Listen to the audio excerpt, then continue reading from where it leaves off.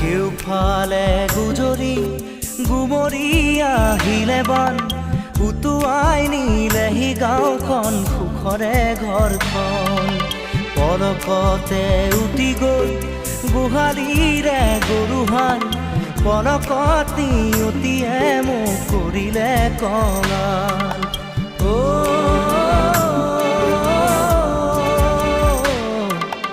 উটুৱাই নিলেহি গাঁওখন সুখৰে ঘৰখন কেউফালে গুজৰি গুমৰি আহিলে বান উটুৱাই নিলেহি গাঁওখন সুখৰে ঘৰখন